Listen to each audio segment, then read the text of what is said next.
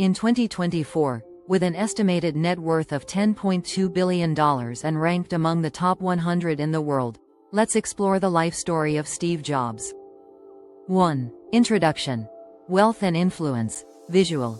Dynamic visuals of Apple products, Pixar movies, and Forbes rankings. Steve Jobs wasn't just a tech innovator.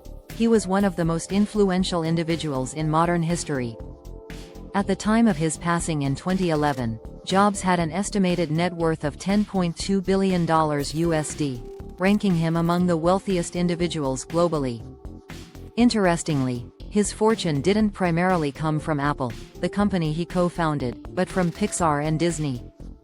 In 2006, Pixar merged with Disney, and Jobs became the largest individual shareholder in Disney, holding a 7.4% stake. This catapulted his wealth and cemented his legacy as a business visionary. But Jobs' real wealth wasn't just in dollars. It was in his ability to redefine industries, from personal computing and music to smartphones and animation. Today, we'll take a deep dive into the incredible journey of Steve Jobs, a man who transformed the way we live and work. 2. Early life and influences. Visual. Childhood photos. Early Silicon Valley imagery. Born on February 24, 1955, in San Francisco, California, Steve Jobs was adopted by Paul and Clara Jobs. Growing up in Mountain View, later known as Silicon Valley, Steve developed an early fascination with electronics. Jobs met Steve Wozniak during high school, a partnership that would later change the world. After graduating, he attended Reed College in Oregon but dropped out after 6 months. However, he continued auditing classes, including a calligraphy course, which later influenced Apple's elegant typography and design. In 1974, Jobs worked at Atari and traveled to India, seeking spiritual enlightenment. This journey shaped his philosophy on simplicity and minimalism, values that became the core of Apple's design ethos. 3. Founding Apple. A garage startup. Visual. Apple I, Apple II, and the iconic garage. In 1976, Steve Jobs and Steve Wozniak co-founded Apple Computer in Jobs' parents' garage. Their first product, the Apple I, was a simple yet innovative personal computer.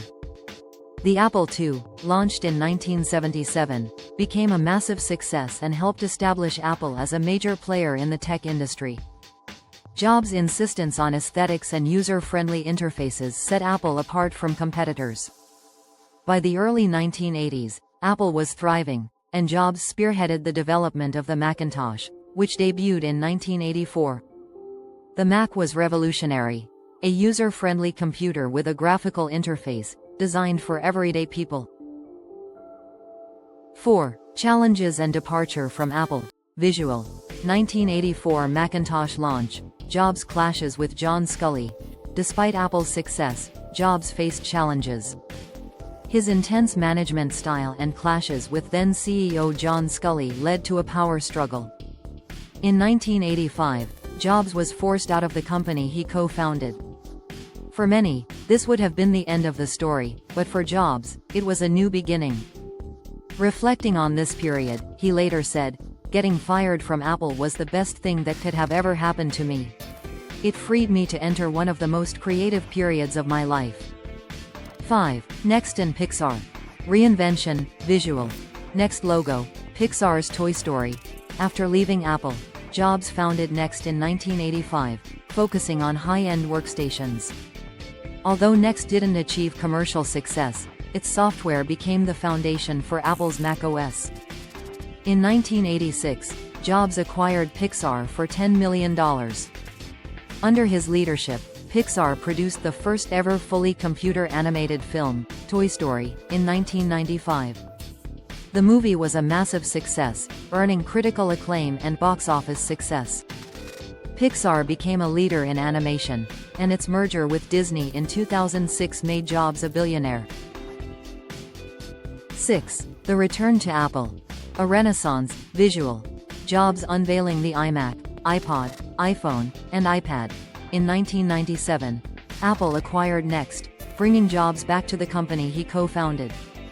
At the time, Apple was struggling, but Jobs wasted no time turning things around. He simplified Apple's product lineup and focused on innovation. The iMac, launched in 1998, was a game-changer. Its colorful design and ease of use revitalized Apple's brand. Jobs then introduced the iPod in 2001, revolutionizing how we listen to music. In 2007, Jobs unveiled the iPhone, a device that combined a phone, music player, and internet device into one. The iPhone wasn't just a product, it was a cultural phenomenon.